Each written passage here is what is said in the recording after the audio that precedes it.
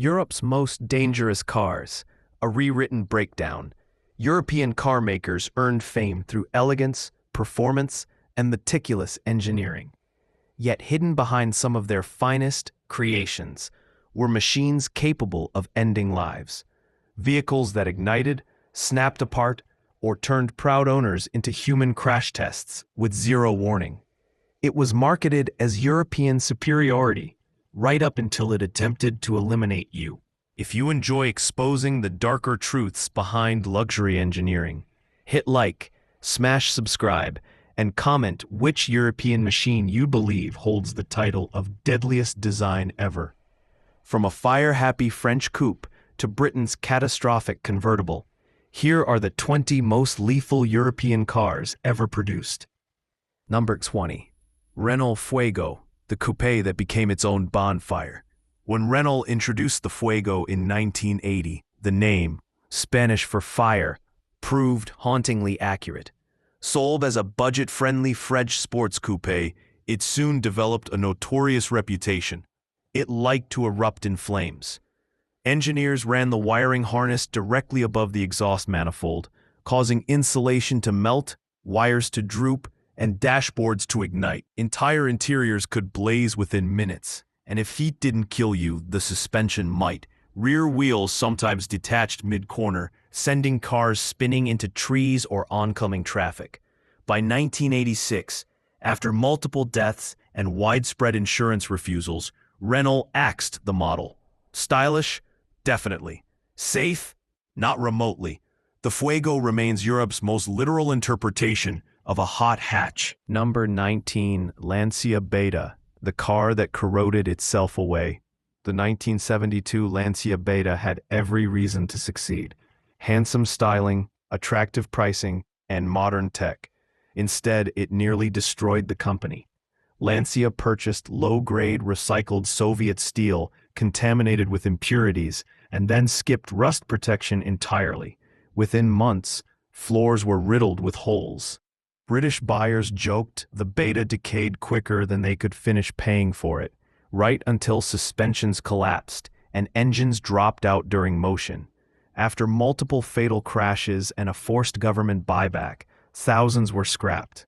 By the mid-1980s, the Beta name had become symbolic of how bad metal can annihilate a brand. Number 18.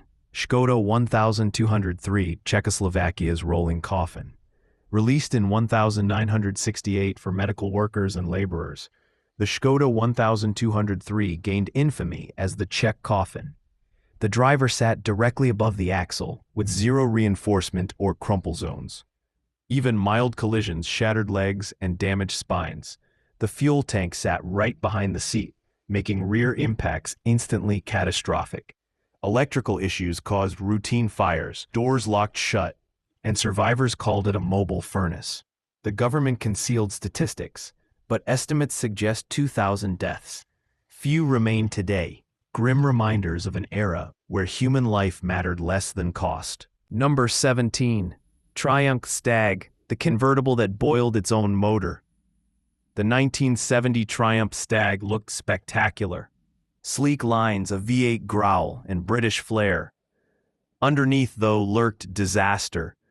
Its cooling system was hopelessly flawed.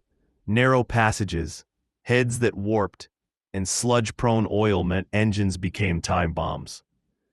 Many locked up at motorway speeds, seizing instantly, causing the rear wheels to lock and cars to spin into barriers. Nearly 90 deaths were attributed to sudden failures. Most surviving Stags today use swapped engines, because the original wasn't a Grand Touring motor. It was a grenade with chrome trim. Number 16. Citroën SM. Innovation with fatal consequences. When Citroën debuted the SM in 1970, a futuristic GT with a Maserati V6 and hydraulics everywhere, it seemed untouchable. But cutting-edge tech came with deadly flaws. The power steering had no fallback. If the engine stalled, the wheel froze solid. Timing chains snapped while driving. Hydraulics failed without warning, and suspension collapses eliminated braking entirely. Over 200 fatal crashes were linked to SM malfunctions in just 5 years. A harsh lesson. Genius design means nothing if reliability is ignored. Number 15. MG Metro 6R4, rally monster turned public menace. Born from the unhinged Group B rally era, the MG Metro 6R4 was a mid-engine missile disguised as a small hatchback. Road models were supposedly detuned, but still produced almost 300 horsepower in a featherweight shell. They flipped, spun uncontrollably, and caught fire as overheated exhausts melted fuel lines. Between 1985 and 1987, 31 deaths were recorded. Insurance companies refused to touch it, and remaining examples are locked away. Proof that race cars don't always belong on real roads. Number 14. Volkswagen Corrado, the coupe with a fire problem. Volkswagen's late 1980s Corrado was sleek, quick, and dangerously flawed. Its active rear spoiler sometimes deployed at just 30 miles per hour, lifting the back end instead of stabilizing it. The supercharged G60 version fared worse. Belts shredded, heat soared, and fuel lines melted onto scorching manifolds. Many Corrados literally burst into flames. Electrical failures and timing chain breakdowns added to the chaos. Recalls came too late, and the Corrado became a symbol of German engineering gone very wrong. Number 13. Rover SD1, the sedan that disintegrated while driving. The 1976 Rover SD1 was initially celebrated. V8 power, Ferrari-inspired styling, and Car of the Year praise. Then it began falling apart. Welds were skipped, panels detached, and doors flew open at highway speed. Steering racks loosened, brakes stopped working, and factory sabotage during strikes worsened everything. Over 300 deaths were connected to its failures. Instead of saving Rover, it helped drag the company toward ruin. Number 11. Jensen Interceptor FF, innovation that became lethal. The 1966 Jensen Interceptor FF introduced AWD and ABS decades early, but also deadly risks. The fuel tank sat behind the rear axle, rupturing in nearly every rear-end collision and flooding the cabin with gasoline. The AWD front differential could lock up at speed, seizing wheels mid-turn. Of just 320 made, 67 were lost in fatal accidents. The FF proved advanced tech is meaningless without safety to support it. Number 10. Renault Dauphine, France's smiling widowmaker.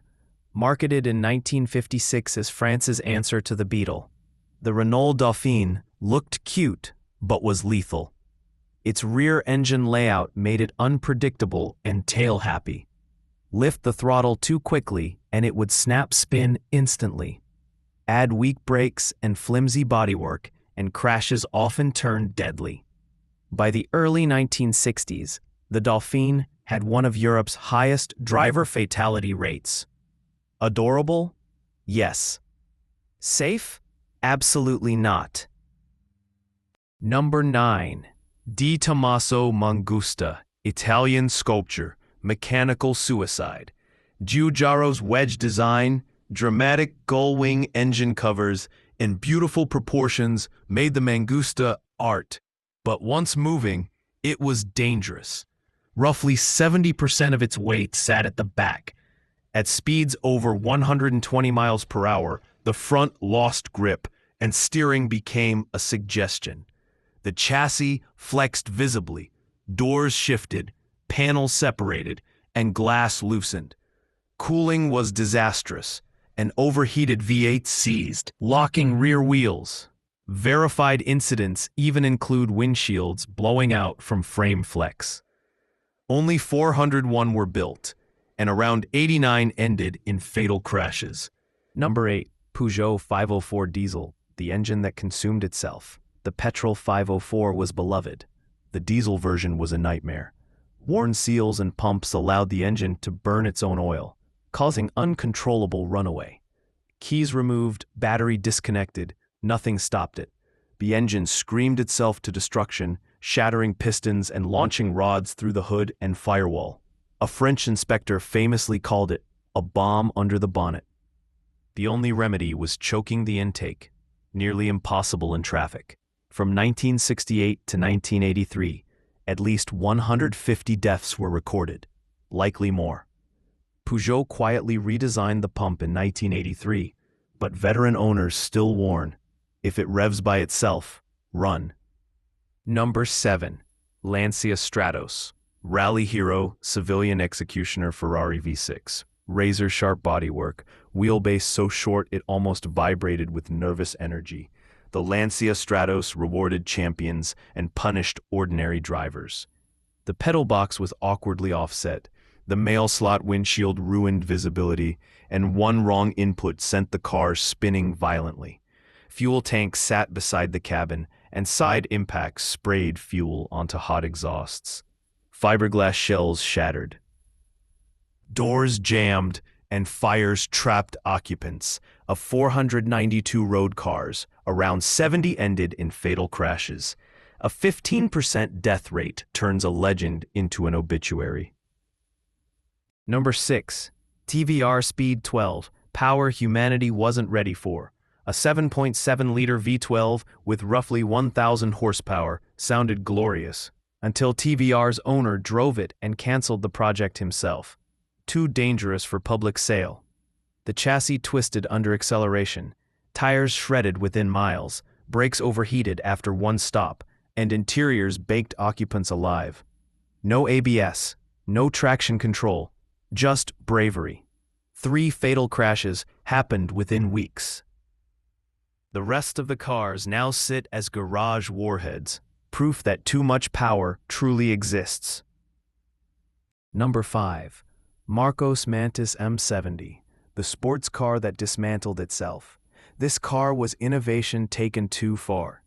A plywood chassis absorbed moisture, rotted, and cracked. Seats sank through floors, steering columns wandered, and thin fiberglass shattered during small bumps. The Triumph 6-cylinder's weak chain snapped, seizing engines and locking rear wheels at speed. A fuel tank behind the driver lacked a firewall, filling cabins with fumes strong enough to make occupants faint. Only 32 were built, and at least 23 were tied to fatal wrecks. Marcos collapsed, and survivors rarely touch the road today. The final 4, machines more fearsome than famous.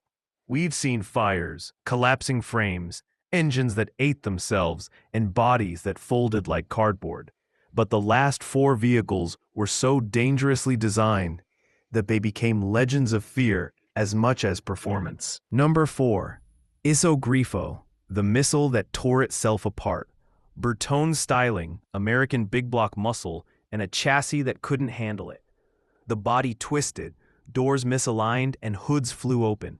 Some documented cases show the entire front end separating at extreme speed. Brakes were undersized and vanished after 2 hard stops. Exposed fuel lines ensured rear impacts ignited cabins instantly. From 1965 to 1974, an estimated 90 fatal high-speed accidents occurred. Insurers blacklisted it. Driving one felt like strapping into a guided missile. Number 3. Bristol Fighter, the supercar that wanted to take flight. High exclusivity, gull-wing drama, and a monstrous V10, but hazard everywhere. Hydraulic struts dropped the 200-pound doors during crashes, trapping occupants. The emergency release was hidden and useless under stress. Worse, the aerodynamics generated lift instead of downforce. Light at 150 miles per hour, airborne at 180. Carbon construction without proper crumple zones pushed impacts, and the roaring V10 into the cabin. Only about 15 were made, with at least 4 fatal accidents. Bristol went bankrupt in 2011. Rare? Yes. Safe? Not at all. Number 2. Venturi Atlantique, the supercar that split in half. Twin turbos overheated, seized, and exploded, turning engine bays into metal shrapnel. Fuel lines routed above them created instant fireballs. Under real stress, the chassis could fracture, separating the car into two pieces. Steering turned vague, then vanished. Brittle carbon panels broke into razor-sharp shards that injured passengers more than the crash itself. Out of roughly 250 built, 67 were destroyed and 43 involved fatalities. Venturi abandoned road cars entirely, a supercar literally undone by its own power. Number 1. Porsche 930 Turbo, the original Widowmaker, the first turbocharged 911, launched in 1975, strapped a turbo to an already tail-heavy platform. Turbo lag, and then a violent explosion of boost mid-corner. With 60% of its weight behind the axle, once the rear stepped out, physics took over. Lifting the throttle triggered instant oversteer, whipping cars into barriers. Thousands were wrecked over its 14-year run. Estimates attribute 500 to 1,000 deaths to its brutal handling. Insurers either gouged owners or refused coverage. The Widowmaker nickname wasn't an exaggeration, it was a warning. Later turbos were tamed with electronics, but the original remains the deadliest performance car Europe ever sold. From French coupes that combusted spontaneously to Italian exotics that tore themselves apart, these 20 machines reveal a harsh truth. Innovation and speed mean nothing when safety is ignored. Some deaths came from neglect, others from arrogance, and some because engineers pushed power beyond what physics allowed. Which of these deadly four-wheel assassins shocked you the most? Do you believe the Porsche 930 truly deserves its Widowmaker crown? Or did another contender earn that title? Share your thoughts below. Your survival stories matter. And don't forget to subscribe, because next time we dive into America, where muscle cars hid lethal secrets.